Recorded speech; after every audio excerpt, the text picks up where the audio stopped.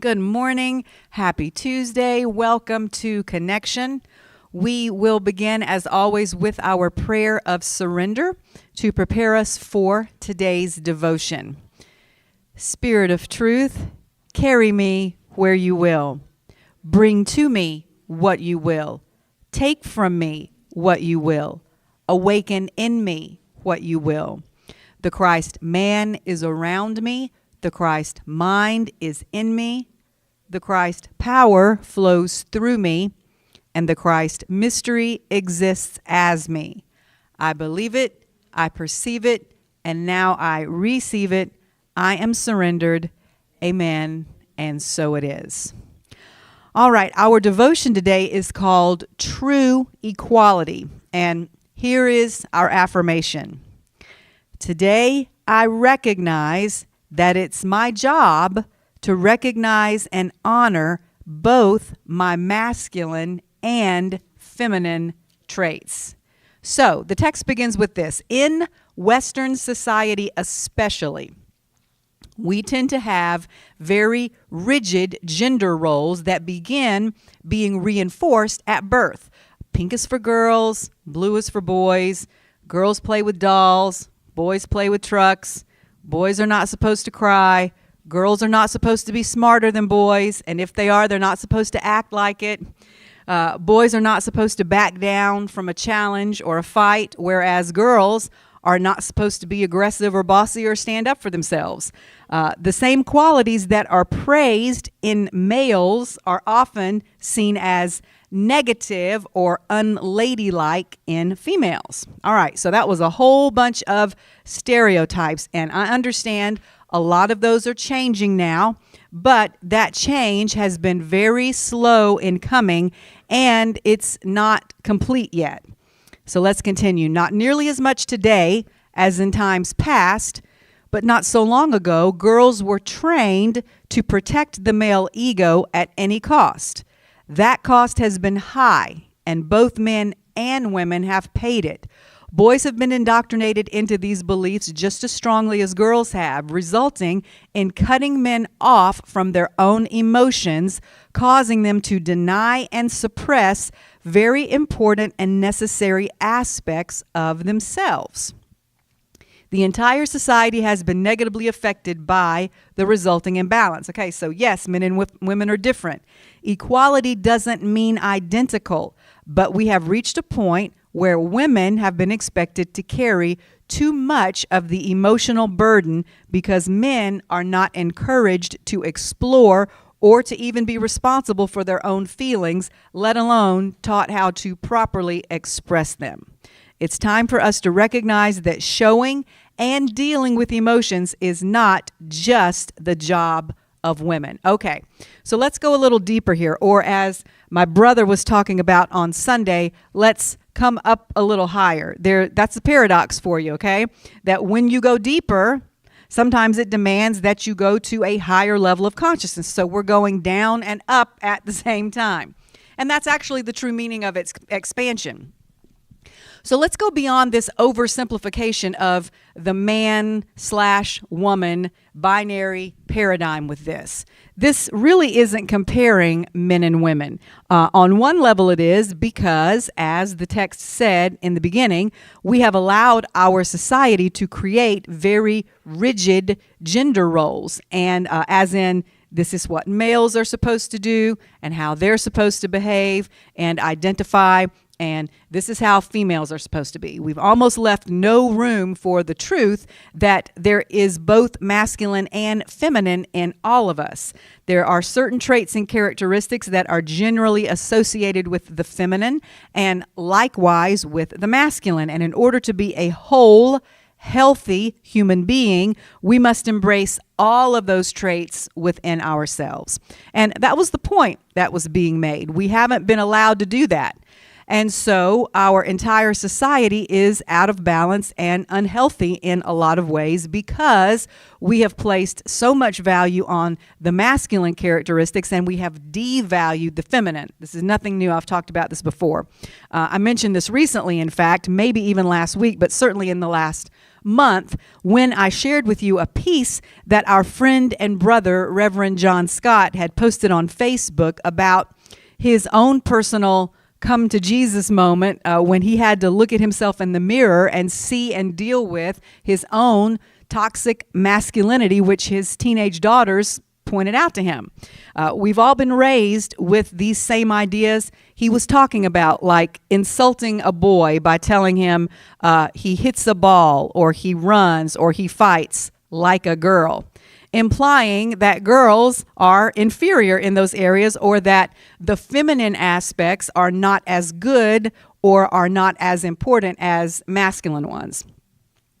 Women who want to be successful in the business world have to learn and sometimes are even encouraged to suppress their more feminine nature and characteristics in favor of the more aggressive and sometimes even cutthroat masculine tendencies, because if they don't, they won't get ahead. And this hasn't been good for our society. And as the text said earlier, and I've mentioned recently, it hurts both men and women because when things are out of balance like this, it makes the entire atmosphere toxic for everyone, not just the women. So men, too, have suffered from us putting too much emphasis on the masculine characteristics. Think of how much pressure is put on men through this. It's not just the women. It's not just us women who have suffered. Men have been shortchanged by not being taught and not even being allowed sometimes to be in touch with their emotional side. So true equality is not being exactly the same. That's never going to happen. But it is valuing our differences and reconciling both sides of our nature within ourselves as individuals. And we do this by choosing to come up higher in our thinking and in our consciousness, which we're going to talk more about in a few minutes in the teaching today. But right now, we're going to close this time of devotion with our ending prayer. Genderless God, help me to properly balance my masculine and feminine aspects and qualities today so that I am emotionally healthy and whole. Amen. Amen. Okay. Now we're going to say our connection affirmation. I allow perfect health in my body, perfect peace in my mind, perfect unconditional love in my heart, and the perfect divine timing of spirit to guide my life in thought, word, and deed. You know, you say things so many times and you think, oh, I know this. Then you get a word wrong. Okay, so I want to thank my brother for filling in for me last week while I was on vacation. I listened to his message, and I understand that he took everybody on a little bit of a ride. Last week was like a racehorse, just galloping as fast and as far as he could, theologically and philosophically, and I thought it was great. I do that sometimes too, as you know, and you have to. As we were talking about in the devotion, that's the masculine in all of us. That's the eros, that which drives us forward, which bites off more than we can chew sometimes, that takes a leap of faith at times. That's good for us. That's how we stretch ourselves. But the balance of that is the agape of the feminine, where you pull back a little and allow time and space for all of these new ideas to marinate and to integrate fully.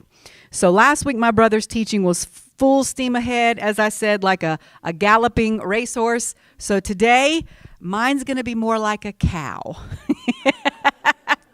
And if I can be a little graphic here, something that is unique about cows is that they have multiple stomachs. Did all of you know this? And when they eat, I know this is kind of gross, but they regurgitate it back up and they chew it again before they swallow it down into another stomach.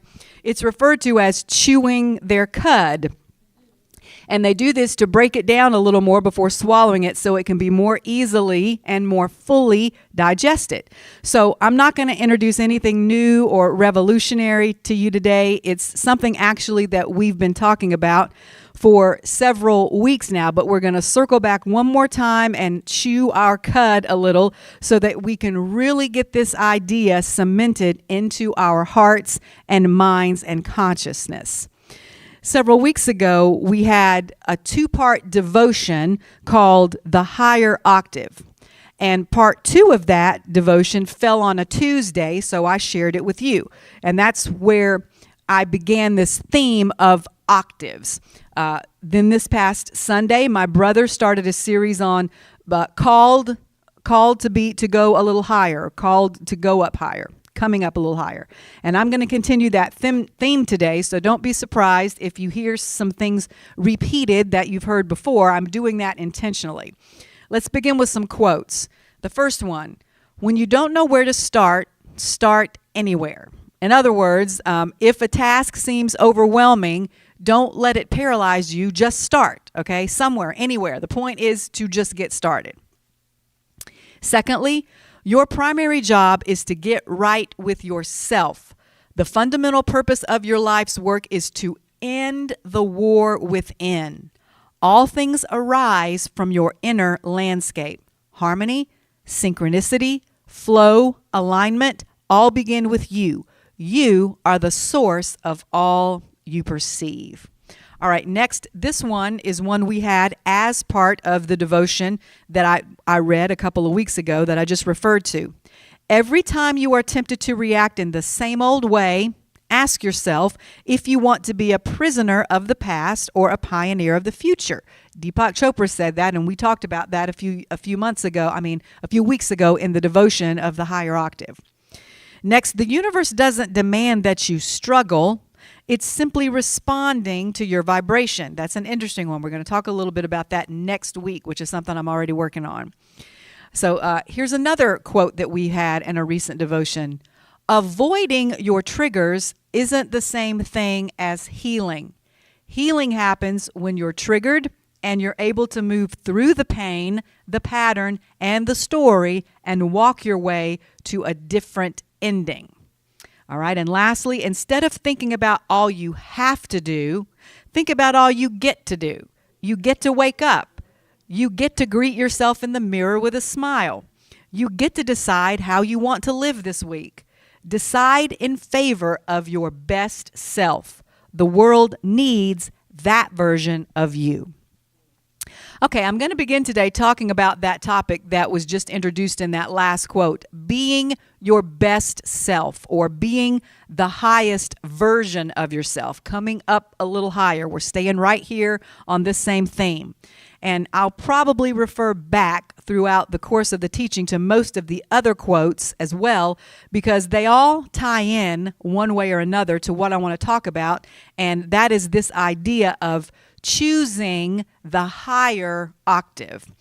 Just to review, I'm going to go over once more what an octave is. It's got several different meanings, but probably the most common one is its musical meaning, the definition of which is a musical interval embracing 8 diatonic degrees. So on the piano, there's this note called middle C. But there are many more C's, both below that one and above that one. They're the same note. They're just at a different pitch, or what we refer to as in a different octave.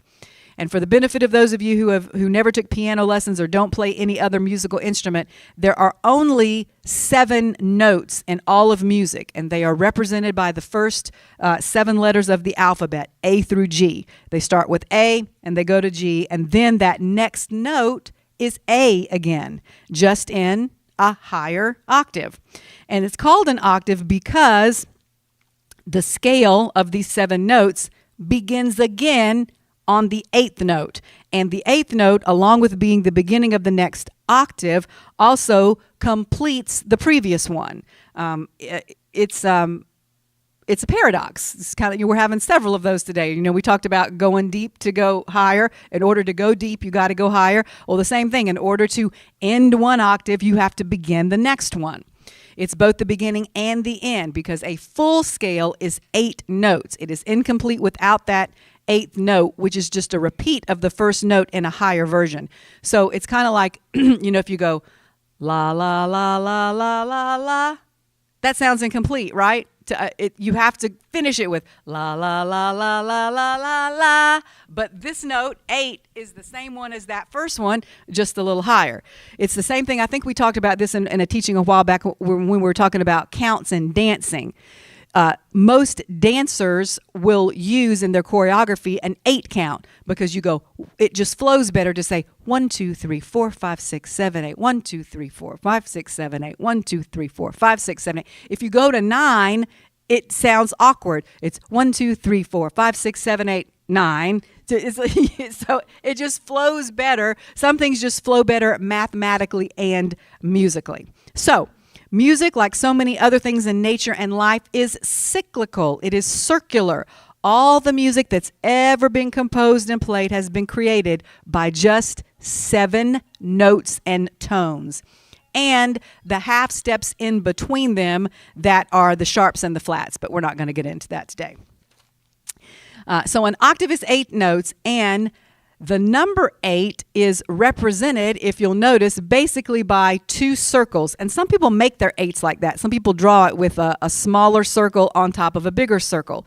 But the more common way is, to do it this way, is to make an 8 as a single line that keeps doing this. And if you turn that symbol on its side, that is the symbol for infinity. So it is a curved line that has no beginning and no end. It's a little bit different than a circle, which also has no beginning and no end. But infinity it's the line that intersects, but it has no beginning and no end. In my research about the number 8, I came across this idea, which I love. The number 8 is itself balanced, which means it represents the perfect balance between the material and spiritual aspects of our experience, or, as we talked about in the devotion, the perfect balance and integration of both our masculine and our feminine. There are a lot of ways to look at the number 8 and the concept of the octave, but I want to look at it today in relation to, or as I said just a minute ago, our higher selves, or being the best version of ourselves we can be. I haven't heard his entire teaching on this subject, but my cousin, Bishop General Swilly, who I listen to sometimes, refers to this concept, and it's also something I've read about from other people, that every human characteristic or trait we have can and does exist in a lower vibrational form as well as a higher vibrational form. And the way I like to visualize this is a lower octave and a higher octave, which is why I wanted to explain octaves to you. Before I go into this concept any further, though, let's do another little review of something we've talked about before, which is the difference between approaching life from the perspective of the tree of the knowledge of good and evil and the tree of life. The tree of the knowledge of good and evil breaks everything down into duality, into either this or that. It labels everything as either good or bad.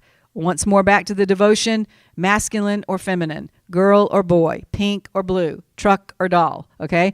And that's how most of us are accustomed to seeing the whole world. That is the lens most of us were taught to look through. But when you shift your perspective from the tree of the knowledge of good and evil to the tree of life, then you see beyond just the perspective of, well, this is right and this is wrong, or this is white and this is black, this is good or this is bad. You begin to judge things instead, as my brother often says, by asking the question, is this working for me, or is this for my highest good?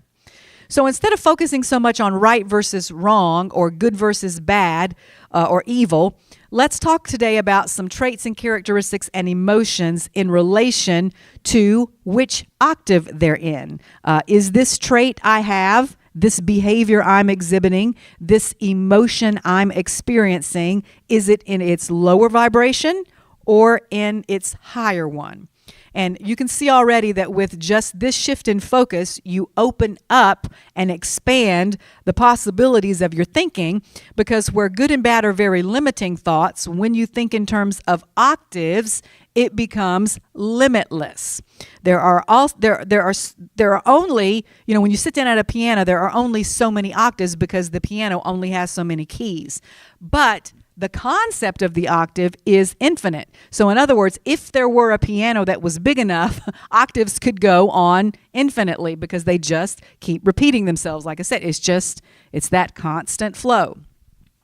So when we're talking about choosing a higher octave, it's no longer just a single choice between this or that, but there's always room to go higher. And then when you're on this octave, then there's always room to go up one more octave. You can go as high as you want to go in your consciousness. So let's move from the philosophical realm to some real life examples of what I'm talking about. Let's start with an emotion. Let's talk about anger. When looking at it from the tree of knowledge of good and evil, or said another way, anger in its lower octave or lower vibration, it can be and often is labeled as bad or wrong, something that's negative. But in a higher octave, perhaps it is righteous indignation. Okay? Some things you should be mad at. When someone you love or when you are being mistreated, that brings anger up in you. Well, that's appropriate at that point because that is righteous. You know something's wrong. That is signaling to you something's not right about what's going on here. I heard someone say recently that anger, something bringing up anger in you, is just a sign that you really care about something. If something or someone has the ability to make you angry, it means you care about it or them. Otherwise, it wouldn't matter enough to you to cause that emotion to come up. So the next time you're angry, don't judge yourself immediately and tell yourself, I shouldn't be angry. Explore it a little and see if you can find out why. 9 times out of 10, it's because it involves something or someone you really care about. So the emotion of anger itself isn't what's wrong. It's just a signal. And you get to choose what level of vibration you're going to respond to that in. All right, so let's move from an emotion to a trait or a characteristic. I think most of us in this room agree that lying is bad and wrong. Okay, what does the Bible say? All liars have their place in the lake of fire. So we're all taught, thou shalt not lie, bear false witness. And from a certain perspective, yes, that's true. But listen carefully and stay with me here. Lying in its higher octave could be seen as calling those things that are not as though they are. What does the Bible say faith is? The substance of things hoped for, the evidence of things not seen. So in a certain sense, and from a certain perspective, in a particular octave and vibration, calling something that's not as though it is, and believing in things that there is no evidence for, that you can't see, is the same thing as lying in a certain octave, if you look at it that way.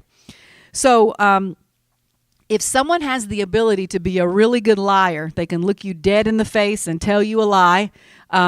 Did you ever consider that in a higher octave, if they decided to shift up into a higher octave or a different expression of that, could be the gift of extreme faith? And some people have that. So that's out there, I know, but it's just something to think about. What about someone who tends to be bossy, or what we call a know-it-all? In a higher octave, maybe that's the ability to be an effective leader. And again, we're going back to our devotion a lot. In our society, it is unfortunate that if little boys have that tendency to always be the one in front and want to be bossy and tell people what to do, that's considered, well, he's a good leader. But if a little girl shows those tendencies, she's it's another word. They don't call bossy females good leaders very much. They call them something else. So it's different. We've got to switch our perspective a little. So what about somebody who's nosy? Okay, always in everybody else's business. Somebody who asks too many personal questions or is interested in the smallest details of someone else's life. In a higher octave, that may mean that they would be a good therapist, because therapists need to ask questions like that. They need to be interested in the people they're talking to. So in a lower octave, that's just being a busybody. But in a higher octave, put to better use, you can use that to actually help people. The point is, whether something is good or bad or right or wrong, that's not the issue.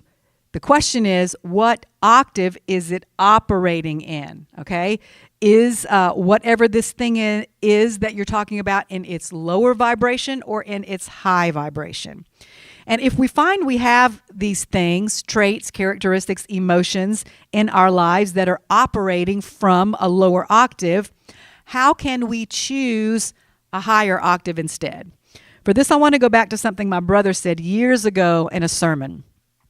He gave us a little formula once following the process that God himself used when he was creating all of this, the world, humans, everything. This is the formula, the creative process. He says, I say it. Some of you will remember this. He says, I say it, then I see what I say, or it comes into existence because I speak it. Then I survey what I see, what's showing up in my life.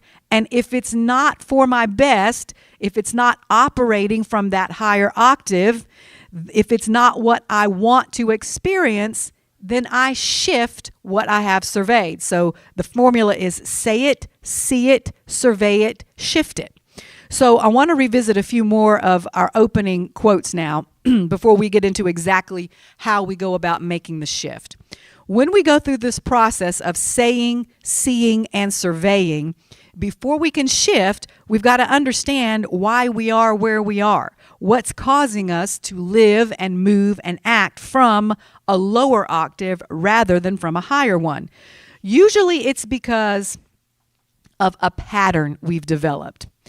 Most of the time, behaviors in lower octaves come from patterns of unhealed pain. And the quote I want to repeat is this one: avoiding your triggers isn't the same thing as healing. Healing happens when you're triggered and you're able to move through the pain, the pattern, and the story and walk your way to a different ending. We talked about this a few weeks ago, I believe. That's the shift. Being able to have the same experience that previously resulted in lower octave behavior or a lower octave emotion, but then walking your way to a different ending. Which leads me to the next quote I want to repeat. Every time you are tempted to react in the same old way, ask yourself if you want to be a prisoner of the past or a pioneer of the future.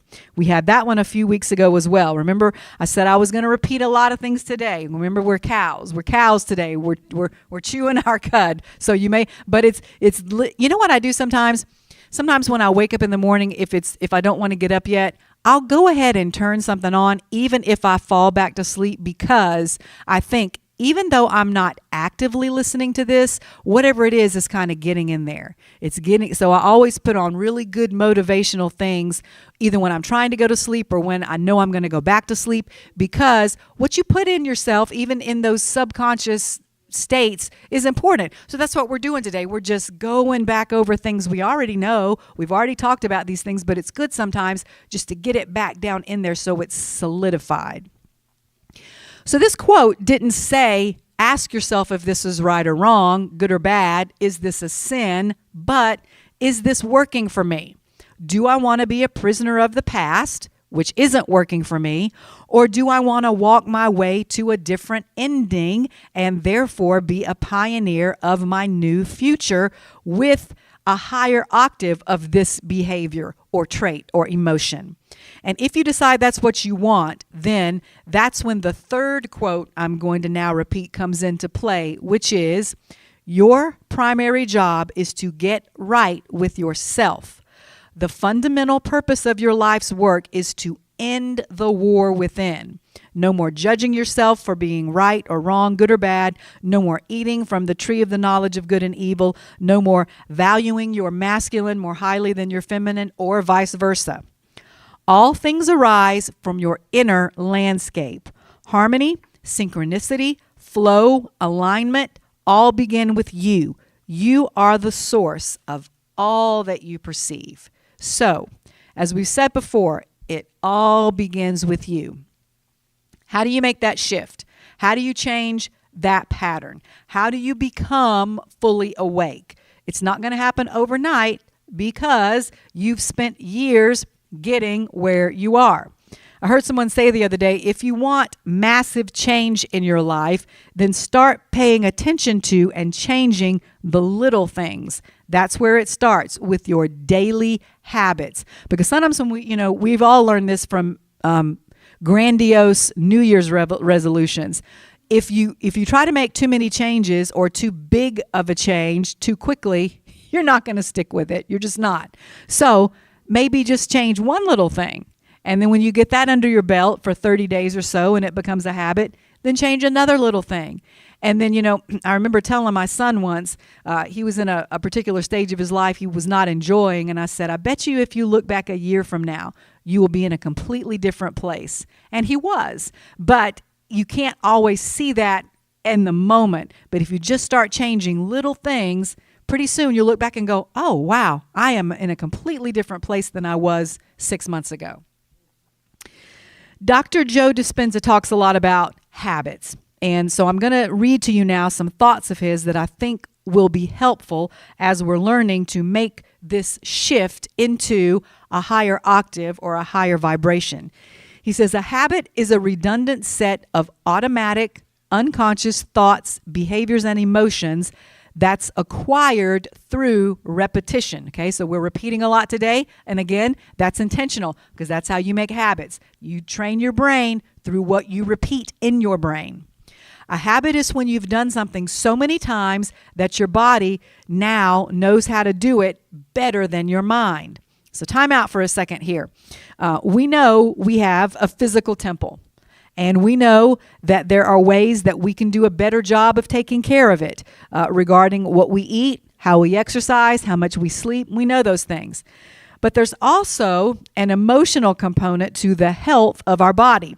We not only need to pay attention to the food we put into it or don't put into it, but to the thoughts we put in our minds, because our bodies, as we've talked about before, are the record keeper of our thoughts. That's where our habits and thought patterns show up in our body. And Dr. Joe talks about this as well. He continues, people wake up in the morning and they begin to think about their problems. That creates circuits of memory in the brain. Each of those memories is connected to people and events from the past. So from the moment they start their day, they're already thinking and living in the past. Each one of those memory circuits also carries and is attached to an emotion. Emotions are the end product of past experiences. The moment they recall the emotions connected to these problems, they feel unhappy, they feel sad, they feel pain. How you think and how you feel creates your state of being. So if you're beginning every day in the past, it will sooner or later become your predictable future. If you believe that your thoughts have something to do with your destiny and you can't think greater than how you feel, or if feelings have become your means of thinking by the very definition of what emotions are, you're thinking in the past. And by doing so, you're going to keep creating the same life. Most people go through a set of routine behaviors every morning. They get out of bed on the same side. They go to the bathroom. They get a cup of coffee. They take a shower. They get dressed. They drive to work the same way. They do the same things. They see the same people. The same emotional buttons get pushed, and that becomes the program their unconscious mind is running on. 95% of who we are by the time we're 35 years old is a memorized set of behaviors, emotional reactions, and unconscious habits, hardwired attitudes, beliefs, and perceptions that function like a computer program. So, a person can say with the 5% of their mind that's still conscious, I want to be healthy. I want to be happy. I want to be free. but their body is still running on that 95% of conditioned programming. How do you begin to make those changes? You have to get beyond the analytical mind. Most people wait for trauma or disease or loss to make up their minds to change. But my message is, this is still Dr. Joe talking, why wait? You can learn and change in a state of pain and suffering, or you can learn and change in a state of joy and inspiration. We're going to talk a little bit more about that next week too. When you have an emotional reaction to someone or something, most people think they can't control that emotional reaction. As it turns out, if you allow that reaction to last for hours or days, it's called a mood. If you continue to keep that same emotional reaction going for weeks or months, it becomes a temperament. And if you keep it going for years on end, it becomes a personality trait. So, this is me talking now. And if those emotional reactions are negative, the personality traits they're creating are on that lower octave that we've been talking about. So, one of the ways Dr. Joe talks about to shift this is through the practice of meditation. And here's what he has to say about that and why he believes it works.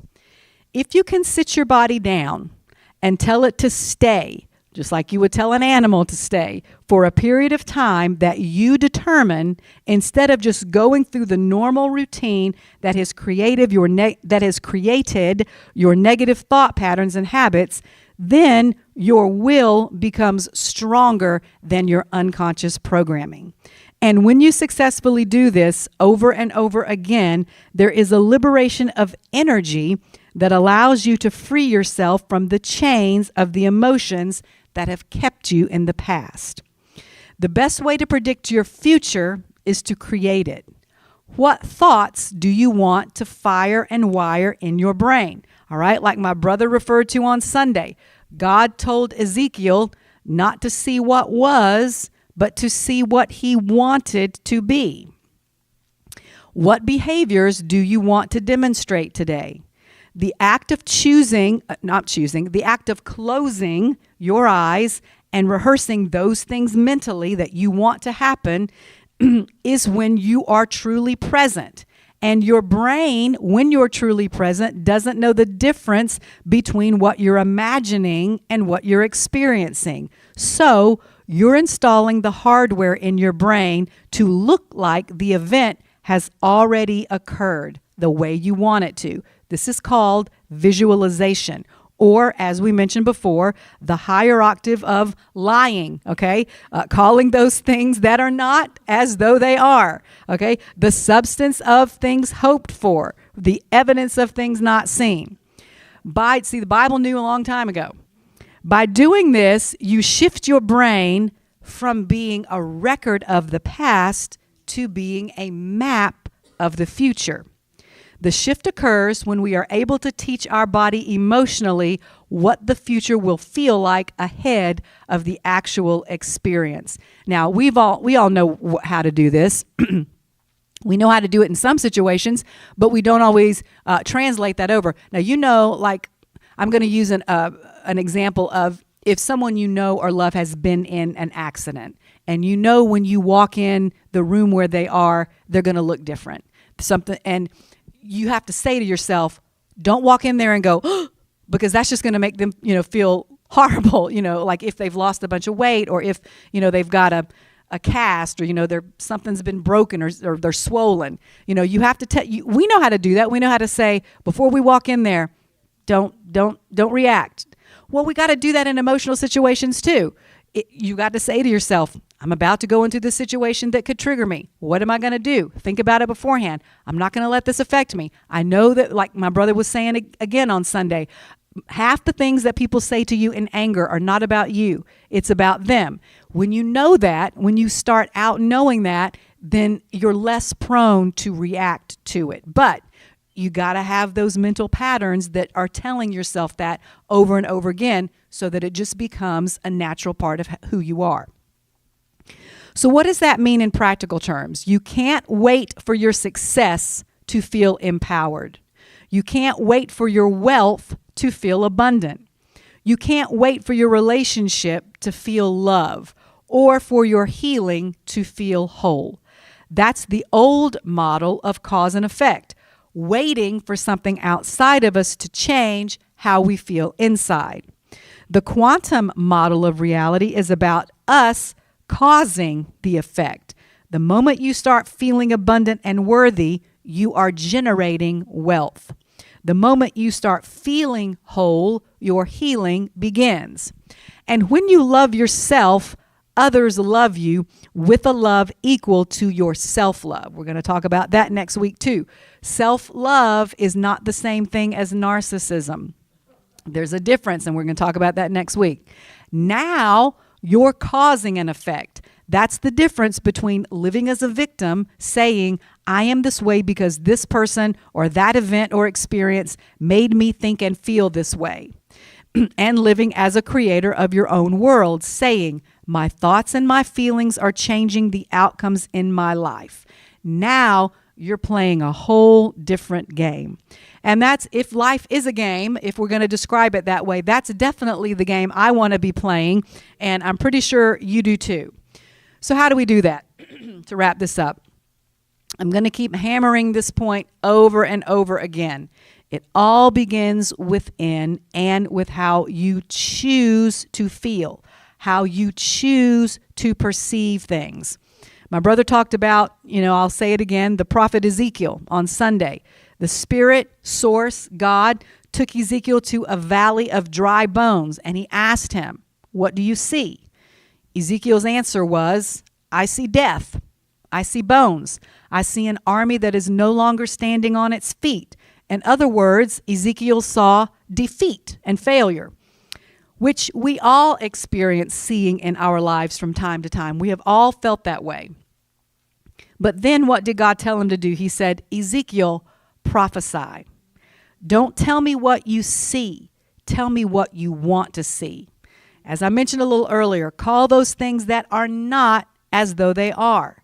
On one octave, people will tell you that doing this is a lie, is lying to yourself, is not being realistic. We've talked about this before too. On a higher octave, though, that's faith. That's getting your human self into alignment with your higher self, okay, with your God nature.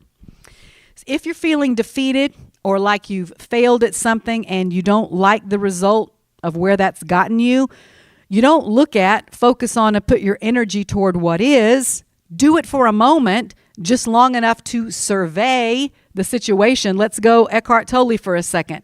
Accept that you are where you are in this moment and that the present is what it is. That's an important step.